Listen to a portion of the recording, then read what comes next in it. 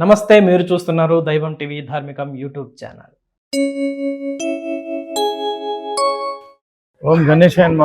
రేపు మనకి కాణిపాక దేవస్థానంకి అనుబంధ దేవస్థానంగా ఉన్నటువంటి మణికంఠేశ్వర స్వామి దేవస్థానంలో చాలా ఘనంగా శాకాంబరి ఉత్సవాలు నిర్వహిస్తున్నాం. సో ఈ శాకాంబరి ఉత్సవాల సందర్భంగా మనకి చాలా మంది వెజిటబుల్ డోనర్స్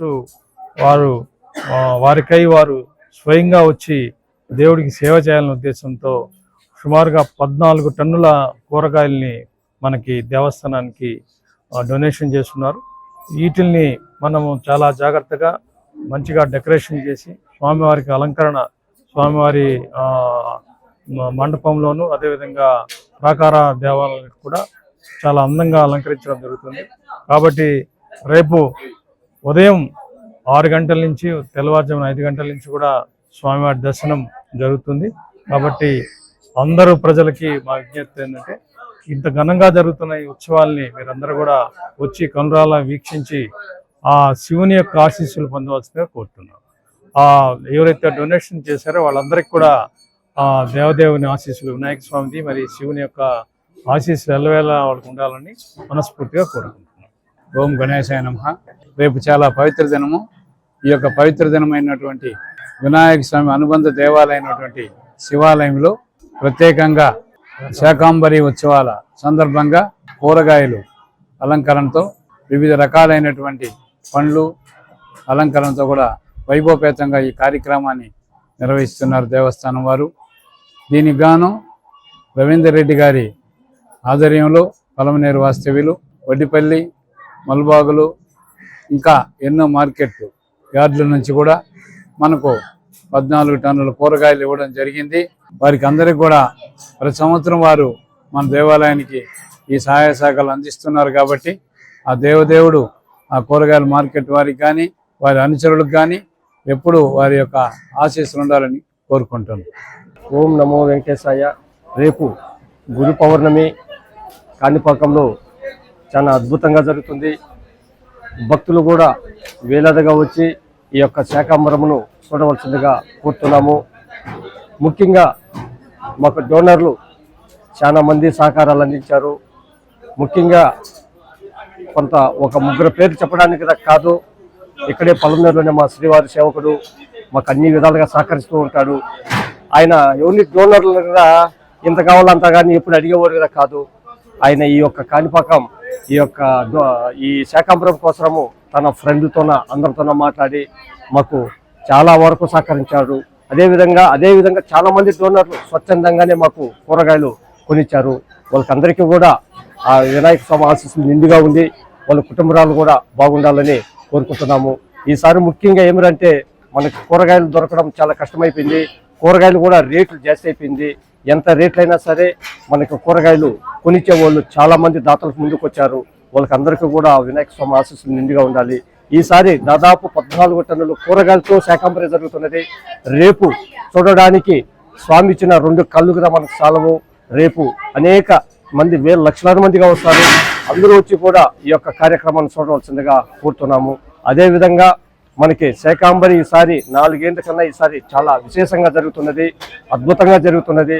కూరగాయలు కూడా అనేక ప్రాంతాల నుంచి మనకి న్యూజివీడి నుంచి ఇట్లా మన శ్రీకాంత్ అన్న ఆ ఒసూరు నుంచి, బెంగళూరు నుంచి, వడ్డిపల్లి మార్కెట్ నుంచి, పలమనేరు నుంచి అనేక తావుల నుంచి కూడా మనకి కూరగాయలు 3 రోజులు శ్రమించి అనేక ఇబ్బందులు పడాము. ఈ కూరగాయల కోసము ఇక్కడ దొరకడం కష్టమైపోయింది.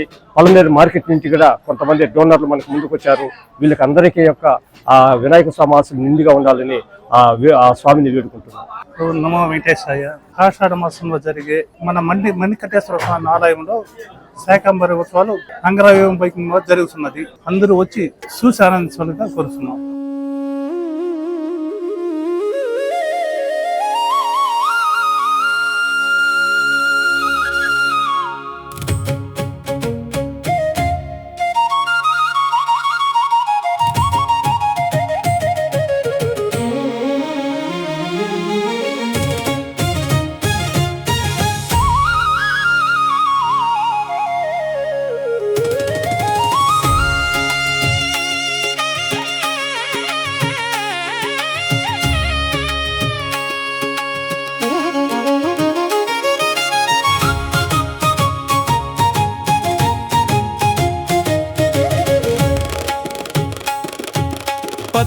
పచ్చని పండ్లతో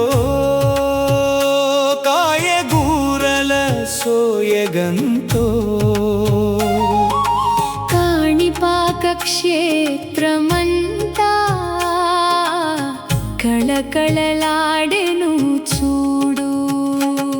వరసిద్ధి వినాయక స్వామికి ఆ మణికంఠేశ్వర స్వామికి శాకంబరి అలంకారము నయనానందకరం చూడు. అది నయనానందకరం చూడు.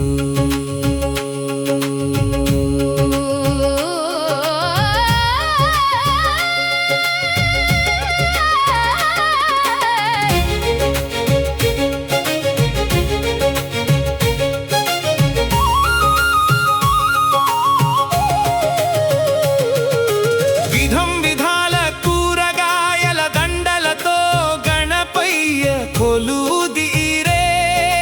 పచ్చని ఆకుకూరల పందిరిలో స్వామి అందములెంతో మీరే. నిమ్మ నారింజ కాయలు పండ్లతో వరసిద్ధికి శోభాయమానం.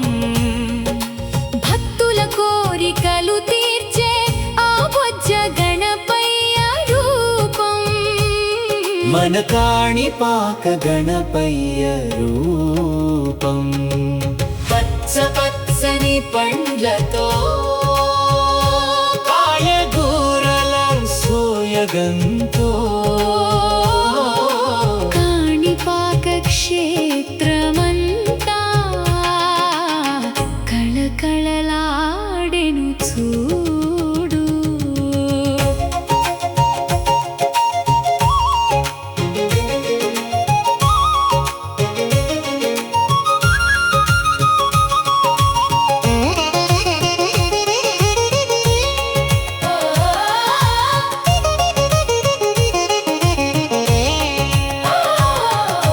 మరకదాంబిక సమేత శ్రీ మణికంఠేశ్వరుని గుడిలో కాయగూరల తోరణాలు ఆ శివ పార్వతుల మేడలో. ప్రకృతి ఇచ్చిన సిరులతో పరమశివునికి పుణ్య పూజ.